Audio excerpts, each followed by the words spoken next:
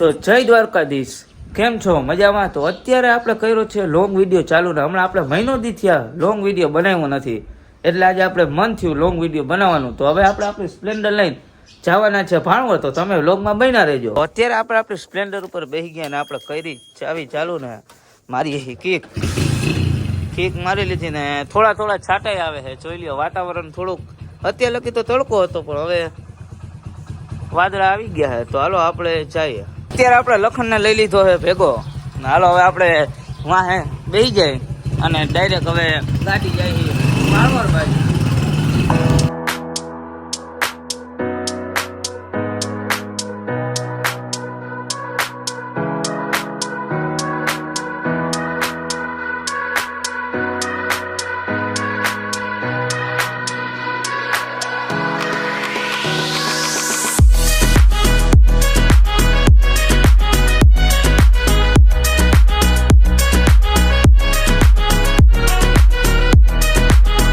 અત્યારે આપણે પૂગી ગયા છીએ ત્રિવેણી પાસે.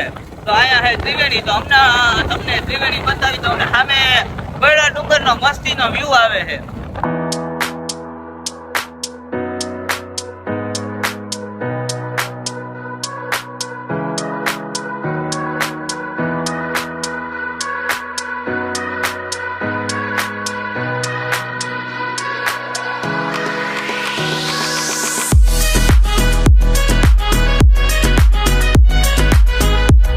અત્યારે ભાણવર જતા હતા ને અત્યારે આપણે મોરજનની હસ્તી મળી ગઈ છે. સાવન બગડા મોટું નામ છે મોરજનનું ને આ બધા એના ભાઈબંધુ છે. તો હાલો હવે આપણે જઈએ ભાણવર. આવી અમે થોડીક વારમાં બીજું કંઈક કરી આડા થોડું કામ પતાવી લઈ બે ભેગા પછી વિડિયા બનાવીએ ઘૂમલી. સારું હાલો. તો આપણે ભાણવર નું બધું કામ થઈ ગયું છે પૂરું ને હવે ઘૂમલી બાજુ આપણે ગાડી વાયરી છે, કારણ કે ભાઈ વાતાવરણ છે એક નંબર. ખાલી વાતાવરણ જોઈ શકો છો ને લખનભાઈ ગાડી હાકે છે ને ભાઈ વાતાવરણ એક નંબર છે. વરસાદ આવવાનો છે એટલે ડુંગરમાં ભાઈ મજા જ અલગ આવે. તો તમે વ્લોગમાં કન્ટિન્યુ રહેજો.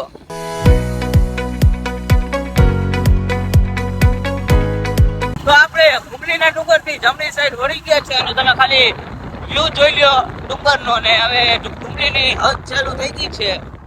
જો વાદળ કાળા ભર્યા છે ને એવું લાગે કે પર્વત ને વાદળ અડે છે ને વાં છે માં આશાપુરાનું મંદિર અહીંથી ક્લિયર દેખાય છે. આ બાજુ છે ઘૂમલી ગામ, પણ આપણે આ બાજુથી જઈએ એટલે આપણે ડાયરેક્ટ ડુંગર પાર જઈએ. આ છે ભાઈ વિશાળ ઘૂમલીનો ગેટ. જોઈ લ્યો ખાલી ગેટ બનાવ્યો હોય દિલથી. હો ભાઈ ગેટ બનાવવા વાળાએ દિલથી ગેટ બનાવ્યો ને હવે આપણે ઘૂમલીના અંદર પ્રવેશ કરી ચૂક્યા છે.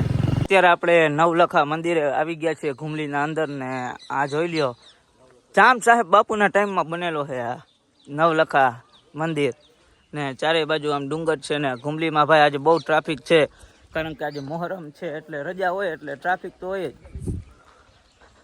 આખો મંદિરનો ઇતિહાસ છે, વાંચી લેજો. આ મંદિર 12મી સદીમાં બનેલું છે અને સોલંકી યુગનું સ્થાપન મહત્વનું દ્રષ્ટાંત દર્શાવે છે આ મંદિરમાં.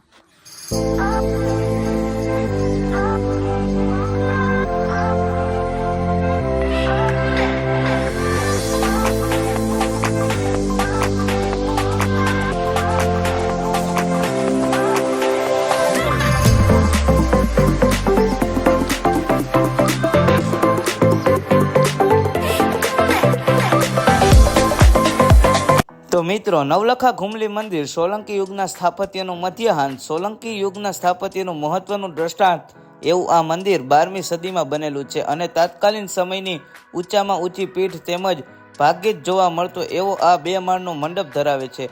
એની દિવાલ ઉપર કમરઘંટ, કીર્તિમુખ, હાથી અને માનવ આકૃતિથી સજાવેલ છે. અને મિત્રો બહારની દિવાલ પર વચ્ચેના ગર્વાસણ નીચે સૂંઢમાં સૂંઢ ધરાવેલ 3 હાથી યુગમાં નોંધપાત્ર છે. તમે આ મંદિરમાં જોઈ જ શકો છો હાથીના 2 જોટા થયા છે અને એમાં સૂંઢમાં સૂંઢ પોરવેલ છે. તો આ મંદિર ભાણવરમાં આવેલું છે. તો આ છે નવલખો ઘૂમલી મંદિર ને અહીંયા તમે જોઈ શકો છો કે રાજાશાહી વખતનું બનેલું આ મંદિર છે ને અહીંથી તમે જોવો તો સીધું આશાપુરા માનું મંદિર દેખાય છે અને અહીંયા હજારોમાં કાયમ ટુરિસ્ટ આવે છે ફરવા માટે. હવે તમને બેક સાઈડ નો વ્યૂ બતાવું.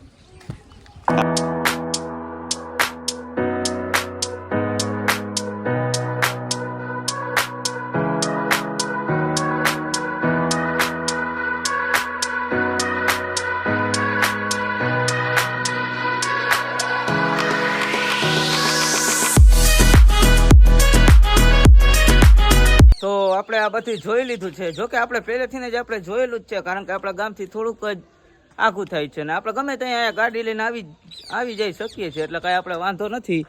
ને અમે આપણે ભાણવર આવ્યા હતા ને નવરા હતા તો આપણે આ બાજુ ગાડી મારી મૂકી, બીજું શું હોય. હવે આપણે અહીંયાથી વિદાય લઈએ છીએ ને હવે જાય છીએ ભાણવર બાજુ, નાસ્તો બાસ્તો કરીએ, કારણ કે ભૂખ એવી લાગી છે. તો હાલો, તો આજે રજાના હિસાબે જોઈ લ્યો ફોર વ્હીલું કેટલી ઊભી છે ને માણસો એ દુનિયાના છે. જો અહીંથી સીડી ચાલુ થાય છે, પણ આપણે થાકી જઈએ એટલે આપણે સીડી ચાલવાનો સાહસ કરતા નથી, કારણ કે ભાઈ કલાક એક થાય ઉપર જતા ને આપણે ભાઈ મજા ના આવે ને થકાઈ જાય ને શ્વાસે ચડવા માંડે. હવે આપણે ગાડી ચાલુ કરી લીધી છે લખનભાઈ, અને જુઓ આ છે આશાપુરા માના મંદિર સુધી જવાની સીડી. તો હવે આપણે જાય છીએ ભાણવર બાજુ. તો તમે બ્લોગમાં કન્ટિન્યુ રહેજો, અને ચેનલ ઉપર નવા હોય તો આપણી ચેનલને લાઈક શેર અને સબસ્ક્રાઈબ કરવાનું ના ભૂલતા. આ જે તમે આ મોટો ડુંગર જોવો છો રોડ ઉપર આવ્યો છે એને આભાપરા કહેવાય છે, ને આભાપરા ભાઈ ચડવો બહુ મુશ્કેલ છે, ને ઉપર એક મસ્તીનું હિલ સ્ટેશન છે ને ચડવાની મજા આવે છે, ને આપણે એકવાર ચડેલાય છે. તો અત્યારે આપણે આવી ગયા છીએ મધુવન ફેશનમાં, કારણ કે લખનને લેવો છે રેનકોટ. અત્યારે લાયન શૂઝમાં લખનના ચંપલ લેવા આવ્યા છે કે મારે ચંપલ તૂટી ગયા, તો આપણે આવ્યા છે લાયન શૂઝમાં. તો ભાઈ લખનને નવા ચંપલ લઈ લીધા છે, હવે એ વાતનો નાસ્તો કરાવશે. તો અત્યારે આપણે મધુરમ પફમાં આવ્યા છે પફ ખાવા, કારણ કે ભૂખ એવી લાગી છે એટલે આપણે અહીંયા પફ ખાશું. તો હાલો પફ કેમ બને ને હું મેકિંગ કરે એવી રીતે આપણે જોઈ લઈએ. હા લાલાભાઈ પફ વાળા હો પી ગયા છે.